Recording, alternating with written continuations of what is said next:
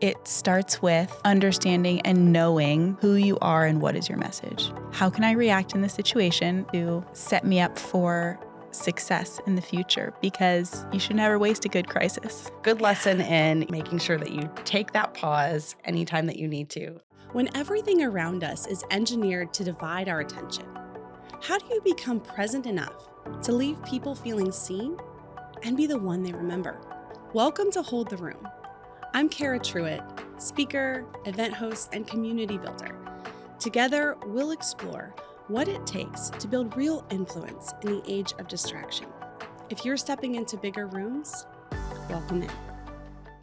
Today, I am sitting down with Eleni Gates, the founder of Gatehouse Communication Strategies, a strategic communications consultancy that helps brands and leaders build trust through clear, credible communication. Eleni brings deep expertise in executive visibility, brand positioning, and leadership messaging. You will find her often speaking on the topic of human connection and leadership, and I am very excited to introduce you to Eleni. Thank you so much for being here. Of course, Cara, I'm pumped. I'm so happy you joined me today. I have so many questions for you because we met recently and have been just talking about this whole topic of how do we bring trust in the marketplace, especially in the climate that we're in right now. So I want to get into all of your strategies so that you can share with our listeners. How do we hold the room from a standpoint of PR? And, when we're not physically in the room, what are we doing to still continue to build that intentional connection and that trust with our clients? Yes. So you are very intentional with your core values that you bring as a sense of direction for your clients. Can you tell me about that as a starting point? Yes. So I have a set of personal core values that actually have become my business core values as well. And there's only 3 of them. And every business says their core values. They have them. They're probably plastered on the wall somewhere if you have a brick and mortar or you're in an office. But a lot of times it ends there. It's things that they say they want to be, they believe in. There could be 7, 10, 12 of them. No one can remember them. So I think it's so important as people and leaders to be intentional about our core values. So for me, those 3 are integrity, curiosity, and hospitality. And that's not to say I don't value other things, believe in other things, but when it comes down to it, at the end of the day, those 3 are my make or break. So they define what kind of people I might want to work with and hire. If they don't align with those values, it's a no. What kind of opportunities I want to take on with clients. If they stand for something that goes against any of those core values, no matter how big the retainer could be, it's a no. And so it's standing in your truth and really defining what matters to you, narrow it down, what are your top 3, and then move forward always with those in mind, no matter what decision you're going to make. I love that. I have core values as well. You do? And I always find it interesting when people say, what are your personal core values or what are your business core values? Because to me, I feel like they are the same. They are. They should be. Mine are love, courage, and intentionality. So I filter everything through that. There's so many different values that I have for my life and my business, but if they don't, fall under those, then it doesn't work, right? 100%. If they're in conflict and there's any sort of misalignment, listen to that. And I think that's where your intentionality comes in too, is, they don't really believe in the same things I believe, which is fine, or their actions go against what I believe. That's when we need to be intentional about setting the boundary. And I love your 3. Those are beautiful. And I always feel like there's a way to disagree with someone and do it with courage and love. And so I very much resonate with what you said. And I've done this exercise over the years, and I always come back to the same place of coming from a place of intention. And that has to be the foundation for everything that we do. And that's the foundation really for your business and for the presence that you bring in for your clients. So tell me a little bit about your client experience and, coming from your core values, what do you hope to create for the people that you're working with? Yes. So there's no one playbook that I apply to every client because I'm working with a range of people in organizations, from first-time authors who wrote leadership and self-help books based on their personal stories and the beliefs that have come from them, to national nonprofits and corporations who might be navigating a crisis or a seismic change of some sort, and they need communications counsel. But regardless of the type of partner that I'm working with, it always comes back to integrity, right? Are we telling the truth? Are we being transparent in a way that is helpful to our audiences and makes them feel heard and seen? Curiosity. So I'm going in not saying this is how we're going to do it. I'm going in and asking, what are we about? What are we trying to accomplish? Where did things go wrong if it's a crisis situation? What is the culture around this place? Because I need to respect that. I'm not just coming in and writing a statement that sounds like it's from your corporate PR partner, right? Mm-hmm. It needs to sound human, and it needs to sound like you, whoever you are. And then where hospitality comes in is not just because my background is leading communications for hospitality concepts, but it's also my belief that hospitality is a mindset. And that applies to every person, every business. It's not just restaurants and hotels. It's how you treat people, how you interact with people, how you make them feel, and what they remember about you. So those fold in regardless of the type of client engagement. That is who I am and what my business stands for. I love that. When I have had the pleasure of sitting down with you and just talking about my own business and, the work that you're doing, I get a very strong sense of presence from you. Like, you're always really focusing and listening deeply on what it is that, I'm sharing with you. And that really helps me. I know as just a business owner who, quite frankly, it's very easy to feel very lost in the world of PR when you're the creative and you're not on that side of things, and you don't know, the best way to present yourself in different situations. It takes an extreme level of trust to bring someone else in and say, can you help me with this? And I know when I sit down across the table from you, I always feel just a sense of calm and trust. And that's really why I invited you here, because we're talking about the power of presence and building trust with intentional connection. And you have such a strong sense of that just in the way that you are. And it's very clear where that comes from with the core values that you shared.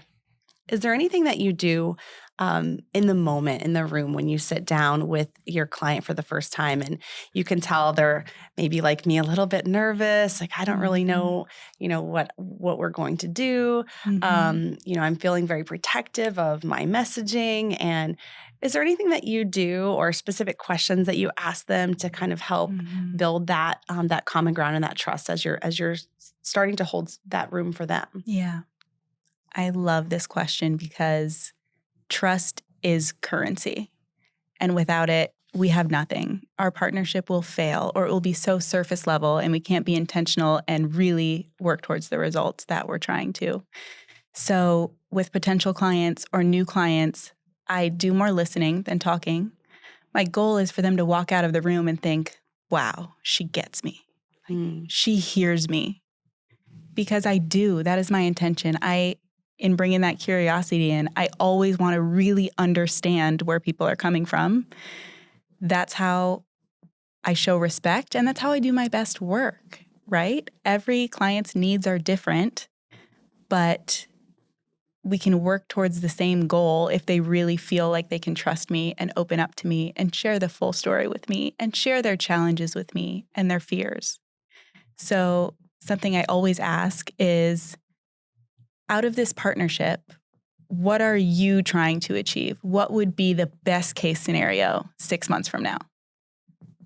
And listen. And sometimes it's totally aligned with what I thought they were going for. And sometimes I hear something that I didn't expect. But without that question, I don't know. I don't know how to best support you. I can assume I can support you in ways that I've supported other organizations, but that's not always what will make you feel seen and you feel like we're accomplishing what we want to accomplish. And then on the flip side of that, what could go wrong? What's the worst case scenario 6 months from now? And it's sort of like a pre-mortem, I like to think of it. what could go wrong, what is the worst case scenario, and then what would have to happen during these, I keep saying 6 months, year, however long, for that to happen, and how do we prevent it? And a lot of times, surprise, it's prevented through intentional communication. I'm so passionate about this work. Yeah, I love that. This is actually something that we talk about in speaking as well when we're preparing a presentation, is asking, what is the objection going to be, or what's the worst that could happen? And maybe that is an objection. Maybe it's the microphone goes out. There's a tech problem. Your slides don't work. And I find that by thinking through that, it sounds a little bit more like, oh, we don't want to think about the worst thing that can happen, but we really do, because You do. all that does is helps you to be prepared. So, okay, well, if this happens, now I know this is what I'm going to do. And again, when you can bring in that intentional communication around it, whether that's, through PR or whether that's in the room when you're speaking to someone and understanding how to address the issue, it puts your own self at ease, and also whoever your audience is or your listener. Yes. So I love that. So can you tell me a little bit about, a lot of our listeners are people, they're here because they are looking to have an impact, have some influence in their community. They're maybe stepping into a bigger room. Maybe they're writing a book. Maybe they're preparing a TED Talk or a keynote speech, and they're building a brand. And they say, okay, I've got my core values. I know that I'm starting to understand that it's not just about owning the room with confidence. It's about holding the room with presence. And that's very, a little bit easier to do in a physical room. Yeah. How does that translate to, interviews, articles, where it's sort of almost out of your hands? Like, how do you take that sense of presence and those core values and really relay them? Like, what's the best thing that you could say to someone that's just starting to maybe get into more public articles and interviews and things like that? I think it starts with understanding and knowing who you are and what is your message. If you can't dial your message down to 10 words or less, that's a problem, right? If you are speaking for 10 minutes straight when someone's interviewing you for a TV interview, and guess what? They're going to clip that down to 30 seconds or less, and they're going to clip down whatever part they want to. Whatever part is going to share the message they want to share, rather than you being so intentional about sharing your message succinctly and intentionally. And that looks different for different mediums. You're going to speak differently on podcasts than you are to a newspaper reporter, than you are on a TV broadcast. And it does take a lot of learning and training. And that's something I often do with my clients, is media training. And that looks different, again, based on what their goals are and what we're trying to accomplish and what mediums we're looking to use. So as long as you're clear on who you are, what is your brief message, shorter than an elevator pitch, and your core values should absolutely align with that. And then no matter what you say, who you're talking to, what the question is, your core values and your message should pull through. It takes a lot of intention, and it takes practice, and it takes failing. I've done some not so great interviews in the past as I was learning. And, you can't just show up on your game 100% from day one, but I'm here to help and support. And I'm such a student of other leaders as they're interviewing and speaking. And that curiosity piece comes in. So what would you say to someone that is maybe thinking about that question of what's the worst that could happen? What if the worst happens? What if, whatever that it looks like for them, there's a crisis situation for this brand? What would you say to them about presence, about what to do in the moment? Yes. In the moment, this applies in business, and I think in our personal relationships too. You cannot react out of emotion. And a lot of times, if a crisis happens, your initial response might be panic. Oh crap, I need to fix it right now. I need to say something. And that's not always true. We need to pause and we need to reflect. And that's not saying wait 10 days before you put out some sort of statement or response, but it's not reacting out of emotion and panic, and it's taking a breath, getting your voice of reason on the phone, whether that's your boss or a mentor or your mom, and saying, okay, how can I react in this situation that is going to set me up for success in the future? Because you should never waste a good crisis, right? Yeah. So- Yeah. And would you say that you would have them come back to those core values as well and thinking about like how to prepare that Always. response? And a lot of larger organizations I've worked with to build crisis plans. So for a restaurant company, to talk about my past life, we have these plans that are not only, restaurant-based crises. Could be COVID. We had to shut down all our locations. That was not in the crisis playbook, by the way, when I was working in restaurants. But it could be a foodborne illness. It could be protests or violence inside or outside the restaurant. It could be a natural disaster. A tornado rips through the dining room. But we had these scenarios outlined. What could happen? Who do we call in these situations? Disaster response agencies, electricians, people that you might not ordinarily think of. And then what is our drafted statement based on the scenario? And of course, every scenario is different, so you're not going to be able to just plug and play. But those scenarios and those drafted statements all reflect back on your core values. Are we, regardless of the situation, letting people know that the safety of our teams and of our customers is the top priority, and every action that we'll take as we recover from this crisis will be with that in mind? That you can use no matter what situation is happening. But the specifics, is it a tornado, or did a staff member punch a customer, whatever the situation is, you'll of course have to tailor the statement to that based on what you believe and how you want your audience to feel. And in most situations, particularly crisis situations, you want to maintain trust and build trust. So that's why it's so important to be proactive and strategic about your messaging every day, regardless of whether you're in crisis or not, because you're building that trust. You're building loyalty among your teams and your customers, because then in a situation where, stuff hits the fan, they will trust you and they will believe that you have their best intentions in mind. Yeah, I think panic is probably the enemy of presence. Yes. But chaos gives us an opportunity to display presence and to use it well if we're prepared. So I love that. I'm already thinking through all of my scenarios that I have not, written my statement for. So we might have to work on that after this. You mentioned you've had some times where maybe you weren't as prepared for a crisis, and maybe you might have considered that to be, a failed, a failure in, what you were doing.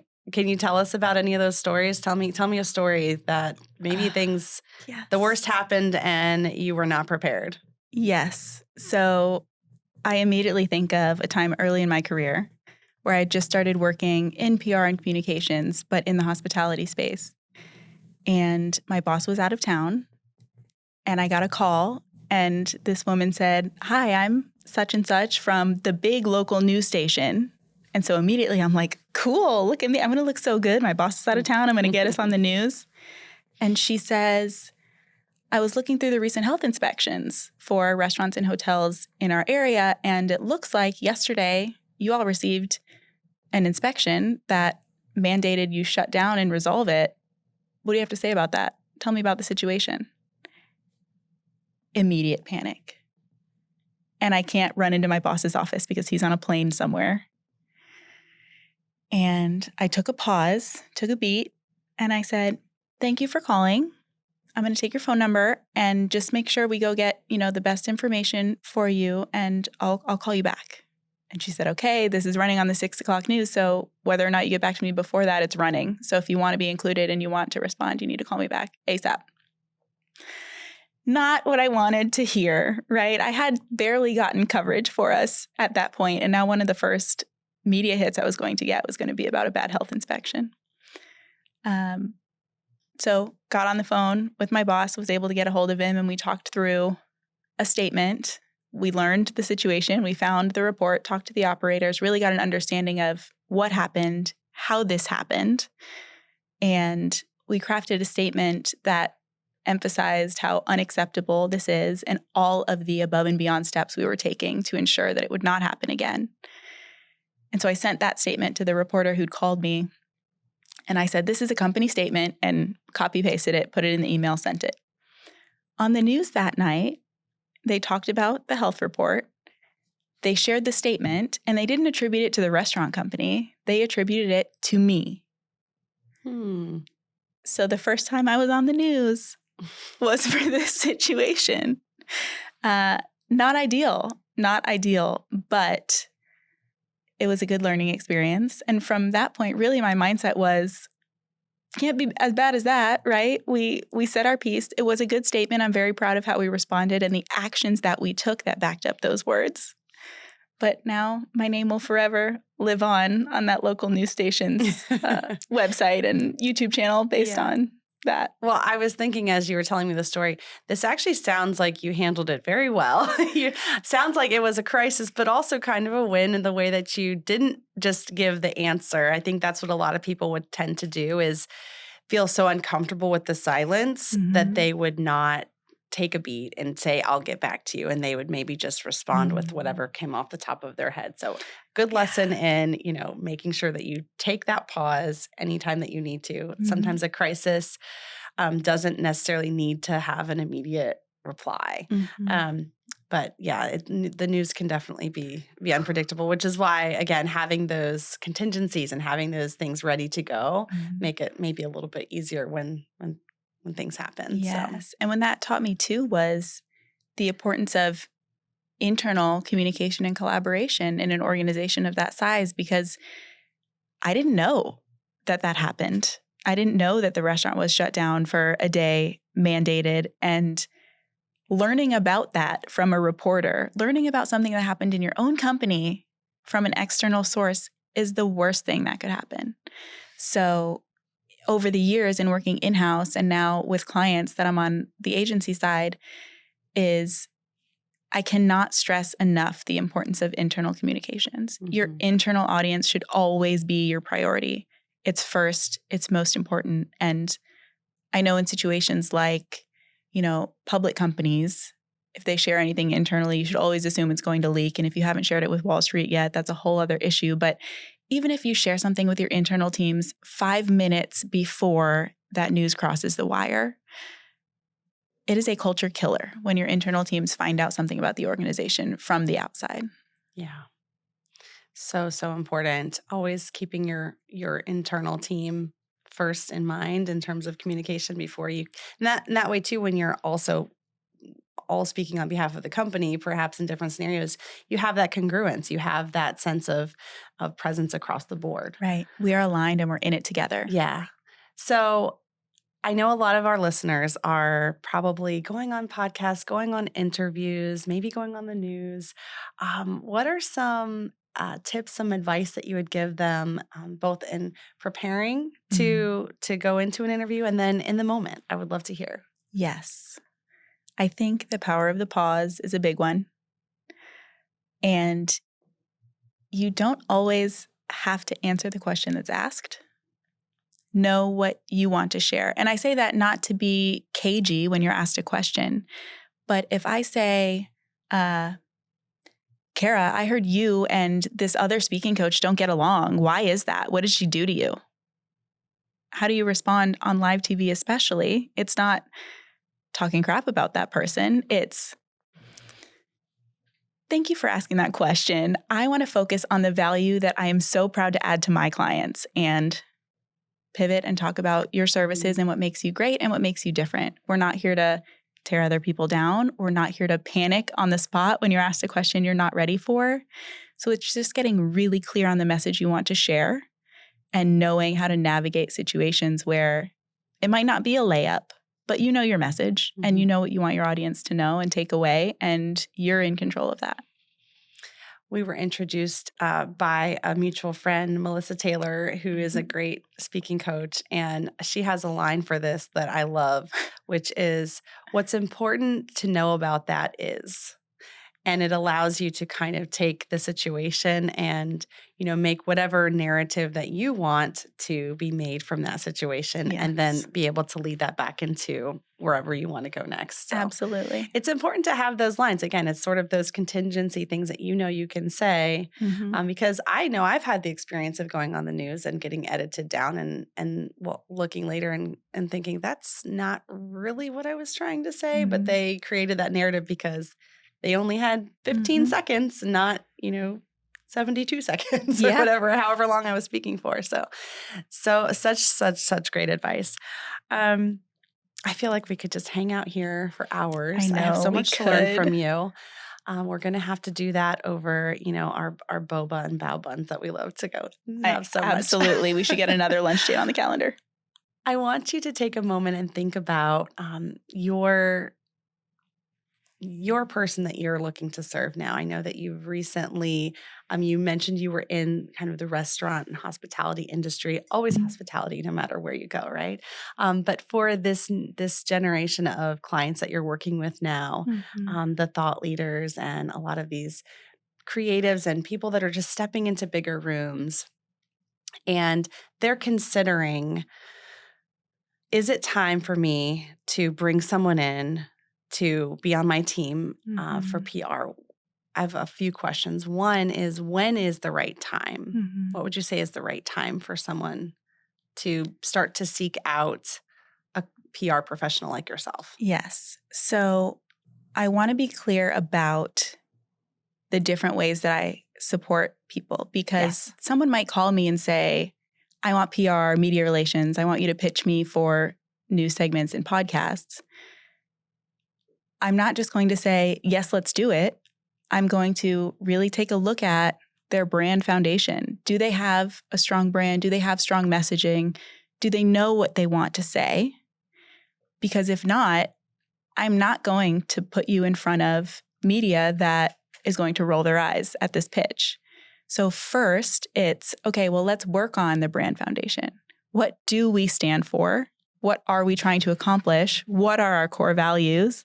What do we want people to take away? So that foundational work, I love. I love building and creating and being curious about what other people are trying to accomplish and helping them get there. But then once that's done, we can turn and start pitching for different speaking opportunities, media opportunities. So it all works together. And it's about having an intentional conversation with someone who says, I'm ready. Well, okay, let's take a look. Are you ready? How can I help you get really ready so you're showing up your best? And as you mentioned, it's the foundation. So really never too early to consult with either you or another brand professional that can help them build that foundation. What is something that you would say to your client? They are just thinking about working with you or another professional, and they are thinking about this idea of presence and how they can bring this into their business, how they can build trust with the public. What's the one thing you want them to know as they're maybe getting started in that or considering a change in that? Presence looks different for everyone. And I often speak on executive presence for the modern leader. And the message is, not everyone is trying to be an executive in the traditional sense, right? Executive presence doesn't mean you're wearing a suit and tie and acting like you have all the answers. Presence for you, if you're trying to build trust and visibility, is connecting and relating to people and showing up in a way that helps people understand what this relationship is going to be. What can I get from you? Do I want to be around you? Am I drawn to you? And I'm often drawn to you if we have things in common, if I know that you're not a perfect human and don't have all of the answers. So it's knowing what your core values are. And then as you go fly into the world, how does that come across? In having a conversation with you, would I know that your core values are love and courage and intention? Yes. The first time we met, I got that. And I might not have picked those exact words, but those feelings 100% landed with me.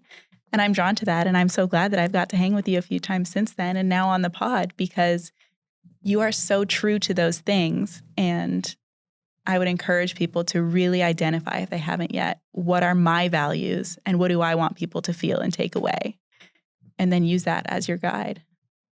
Thank you so much for being here. It's been a pleasure. I hope you'll come back again. I would love to. And I agree completely with what you said about executive presence. I always say that presence itself is the thing that often gets left out of the conversation around executive presence. And you completely embody that. And it's been a pleasure. So thank you for being here. Thank you, Cara. Thank you so much for being here. If you'd like to engage more with us, I hope to see you inside Hold the Room Collective.